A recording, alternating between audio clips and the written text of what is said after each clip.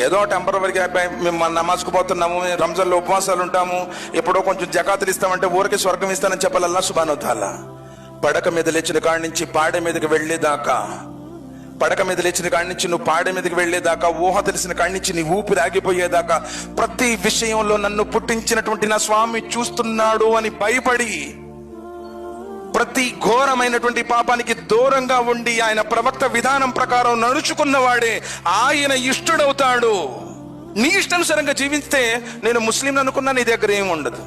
పోనీ అసలు ఎప్పుడైనా నువ్వు కలిమా అన్న చదివావా పూర్తిగా అర్థంతో? కలిమా చదివానంటావు, దర్గాల చుట్టూ తిరుగుతావు. కలిమా చదివాను అంటావు, దినాలు సద్దినాలు చేస్తావు. కలిమా చదివాను అంటావు, దురాచారాలను పాటిస్తావు. కలిమా చదివానంటావు, వడ్డీ వ్యాపారాలు చేస్తావు. కలిమా చదివానంటావు, కట్నం కావాలంటావు. నువ్వు కలిమా చదివినట్టేనా? కలిమా అర్థం ఏంటో తెలుసా? కలిమా ఏం ప్రబోధిస్తుందో తెలుసా? కలిమా ప్రకారం నీ జీవితం ఉందా?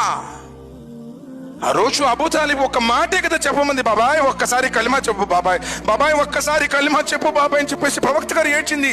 కానీ నోటి మాటలతో కూడా ఎందుకు చెప్పాలా? కలిమా చదివిన తర్వాత దానికి కట్టుబడి జీవించాలి అన్నది వాళ్లకు తెలుసు. నువ్వు కలిమా చదివాను అంటున్నావు, ఏ పాపాన్ని విడిచిపెట్టావు? ఇల్లు కట్టాలంటే సిద్ధాంతాన్ని పిలుచుకొచ్చుకుంటావు, పెళ్లి చేయాలంటే జాతకాలు చూపించుకుంటావు. ఎక్కడయ్యా నీ కలిమా?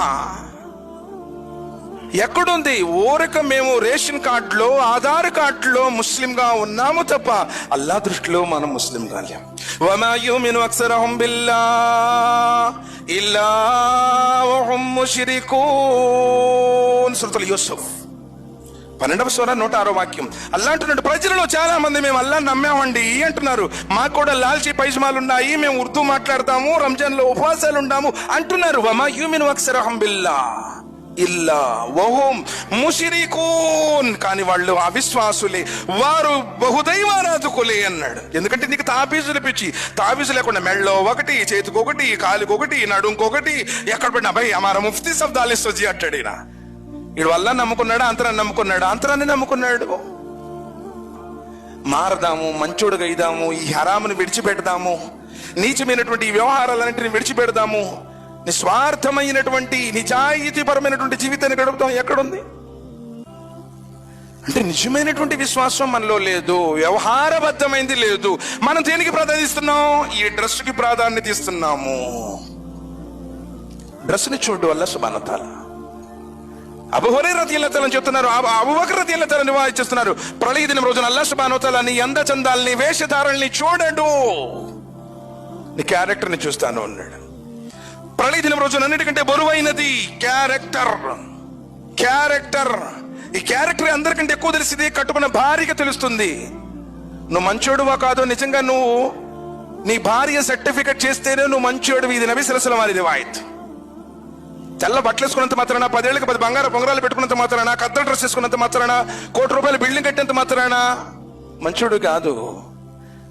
నువ్వు లేనప్పుడు నీ భార్య నీ గురించి మంచోడు అని చెప్పి, నువ్వు మంచోడు అని ఉన్నప్పుడు చెప్పింది, ఎందుకంటే కొడతావు కదా, భయం ఎక్కువ. నువ్వు లేనప్పుడు నీ భార్య నీ గురించి, నా భర్త మంచోడు, నన్ను బాగా చూసుకుంటాడు, ఇబ్బంది పెట్టాడు అని నువ్వు లేనప్పుడు నీ భార్య నీ గురించి మంచోడని చెబితే, నువ్వు సినిగిపోయిన డ్రెస్ చేసుకున్నా, పూరి గుడిసెలో ఉన్నా నువ్వు మంచోడివి అల్లాహ్ సుబ్హానహు వ తఆలా దృష్టిలో కూడా. ధర్మబద్ధమైన జీవితం గడిపితే ఇలాంటి జీవితాలు ఈరోజు మన జీవితంలో లేవు అవి. అందుకని తాత్కాలికమైనటువంటి జీవితం కోసమే ప్రాకులాడుతున్నాం.